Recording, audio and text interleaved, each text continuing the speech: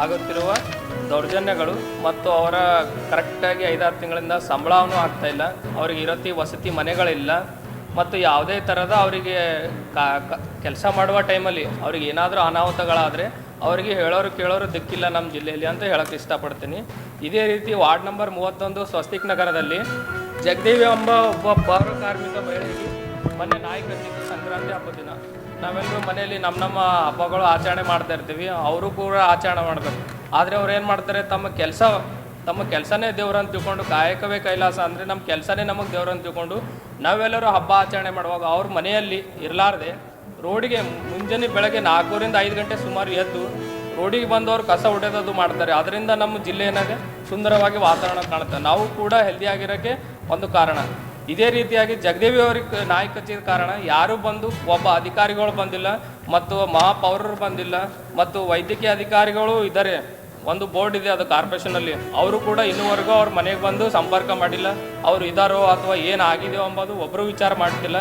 ಅವ್ರಿಗೆ ಮೊನ್ನೆ ನಮ್ಮ ಸಿಬ್ಬಂದಿಗಳು ಭೇಟಿ ಮಾಡಿ ಮಾತಾಡಿದಾಗ ಇನ್ನೂ ಕೂಡ ಅಮ್ಮಗೆ ಹೇಳಕ್ಕೆ ಬರೋದಾಗಲ್ಲ. ಆಕಿ 5-6 ದಿನ ಆಯ್ತು ಅದು ಅವ್ರಿಗೆ ನಾಯಿ ಕಚ್ಚಿದ್ದು, ಸ್ವಸ್ತಿಕ್ ನಗರದಲ್ಲಿ ಕಚ್ಚಿದ್ರಿ. ಅದು ಆಗಿದ್ರಿಂದ ಅವರು ಹಾಸ್ಪಿಟಲ್ ಹೋದ್ರು, ಅಲ್ಲಿ ಆಜುಬಾಜು ಇರೋರು ಒಂದಿಬ್ಬರು ಹಾಸ್ಪಿಟಲ್ಗೆ ಕರ್ಕೊಂಡು ಹೋದ್ರು. ಮತ್ತು ಅವ್ರು ಇರೋಕೆ ಮನಿ ಇಲ್ರಿ, 7-8 ಸಾವಿರ ರೂಪಾಯಿ ರೆಂಟ್ ಕಟ್ಟಿ ಮನೆಗೆ. ಸರ್ಕಾರಕ್ಕೆ ವಿರೋಧಿ ಕೇರಳ ತಮಿಳುನಾಡು ಸರ್ಕಾರಕ್ಕೆ ಕನ್ನಡಿಗರ ಮೇಲೆ ಹಲ್ಲೆ ಮಾಡುವ ತಮಿಳು ಗೂಂಡಾಗಳಿಗೆ, ಕನ್ನಡಿಗರ ಮೇಲೆ ಹಲ್ಲೆ ಮಾಡುವ ತಮಿಳು ಗೂಂಡಾಗಳಿಗೆ ಬಂಧಿಸಿ ಬಂಧಿಸಿ ಬಂಧಿಸಿ ಬಂಧಿಸಿ ಕನ್ನಡ ವಿರೋಧಿ ಕೇರಳ ತಮಿಳುನಾಡು ಸರ್ಕಾರಕ್ಕೆ, ಕನ್ನಡ ವಿರೋಧಿ ಕೇರಳ ತಮಿಳುನಾಡು ಸರ್ಕಾರಕ್ಕೆ ರಕ್ಷಣೆ ಕೊಡಿ, ರಕ್ಷಣೆ ಕೊಡಿ. ತಮಿಳುನಾಡಲ್ಲಿ ಕನ್ನಡಿಗರಿಗೆ,